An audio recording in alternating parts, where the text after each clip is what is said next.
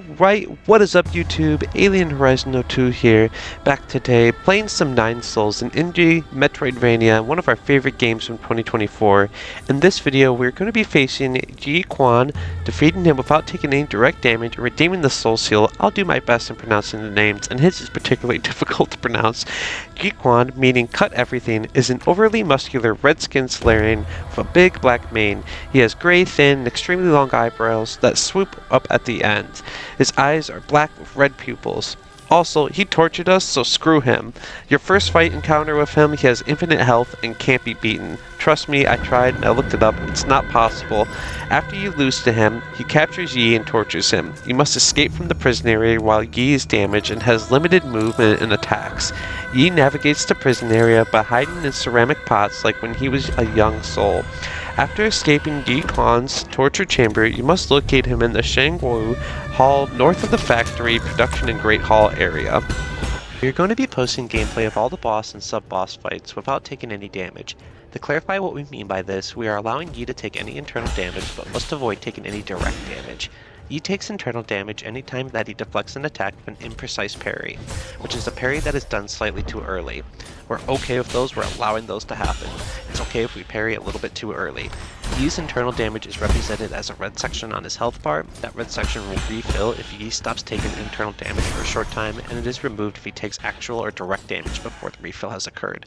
Taking direct damage will display on the health bar as black. That's not okay, we must avoid that. Eventually we might do a run and post some content of all the boss fights without taking any internal damage, meaning all clean and no imprecise parries. However, in this video and this video series, we'll be focusing on taking no direct damage. Born into the celebrated Yi family, a young Jiequan developed a staunch reverence for his ancestors' legacy. In particular, he looked up to his ancestor Jitong, the final emperor of the Yi kingdom, who had historically attempted to unite the 9 kingdoms of Penglian into one. Lamenting the decline of his once legendary clan, he decided to make it his life's mission to restore the Yi clan to its former glory. However, although Jiequan revered the might of his family's legacy, in his youth he lacked the means to embody it. Since the turbulent era, the Yi family was forced to endure humiliation and stay in hiding, and in one instance of humiliation, Jiequan was beaten by a duo of bullies, who also desecrated the statue of Jitong. The bullies decapitated the statue's head, destroyed the statue's weapon, and damaged the rest of the statue. Likely because of this childhood bullying, as well as his desire to restore his family's glory, Jiequan developed a near-fanatical obsession with transmutation. He repeatedly consumed enhancement elixirs and subjected his body to transmutation to such levels that he would exceed the experimental limits of transmutation. He even went as far as to forcibly modify his waist, adding ports that he could use to quickly link with a transmutation crucible. These treatments pushed his physique to extremes. He developed a massive, almost unnatural body, the process halting his hair growth. Additionally, his staunch belief in his family's motto that heroes are forged in agony caused him to form a grisly obsession with pain, which he eagerly shared with others. Following New Kunlun's launch and warp to the pale blue planet, Jiequan and his servants were involved in the kidnapping of 8 men for usage in the Eternal Cauldron project. He directly oversaw this process, commanding his servants to be careful of his precious experimental materials. As a soul overseeing the transmutation zone, Jiequan also oversaw the prison, which was located within the zone. One of the prisoners held within the prison became the subject of Jiequan's inhuman and unfathomably cruel torture and experimental transmutation. Someone informed Jiequan of the prisoner's special regenerative abilities. The prisoner possessed a special gene that allowed genetically modified guards to withstand multiple rounds of genetic modification.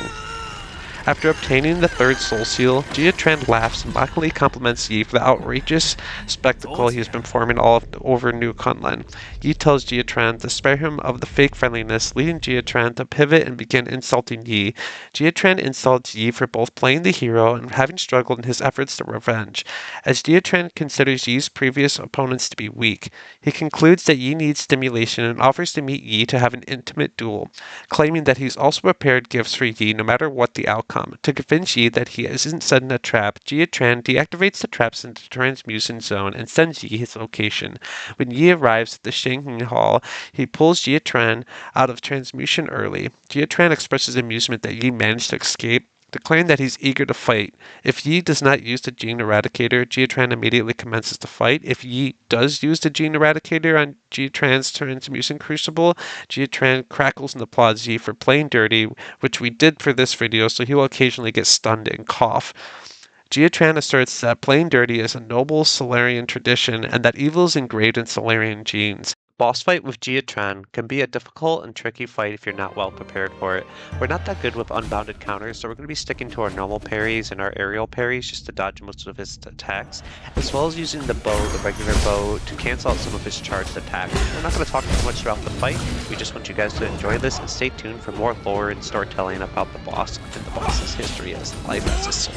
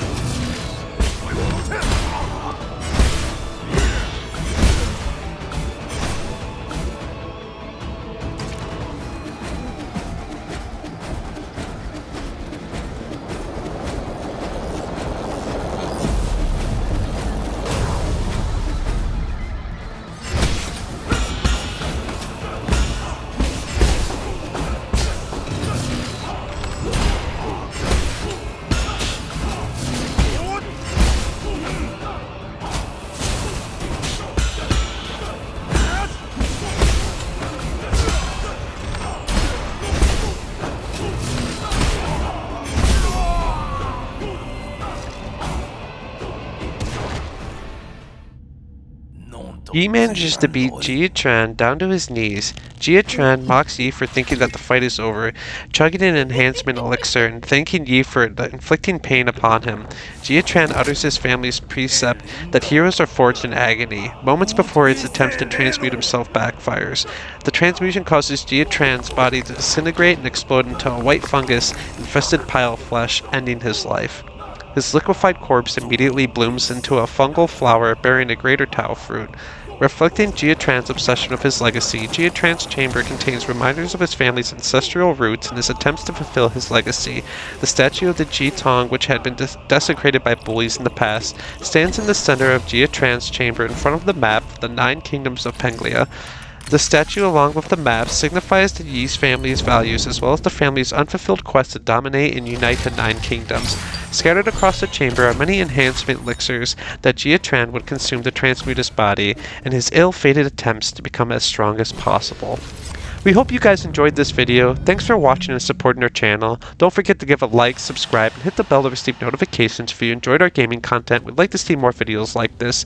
Leave a comment down below and let us know what you thought of this video and if you would like to see more 9 Souls videos. We are excited to be posting videos again. We have a lot of content to share since we last posted and have a lot of different gaming content coming up on our channel of over 200 videos. So go explore our channel and check out all of our different playlists and videos that we have posted here for you guys to watch. You can also follow us on Instagram by clicking the link in the description or searching Alien Horizon 02 on Instagram. Thank you so much for your guys' time. We've been working really hard on making some improvements for our videos. We appreciate you guys being here, and any view, any share counts, so we appreciate your guys' time, and thanks for being here with us, and we look forward to making more content and sharing more videos with you guys. Thanks for watching, and stay tuned for much more gaming content.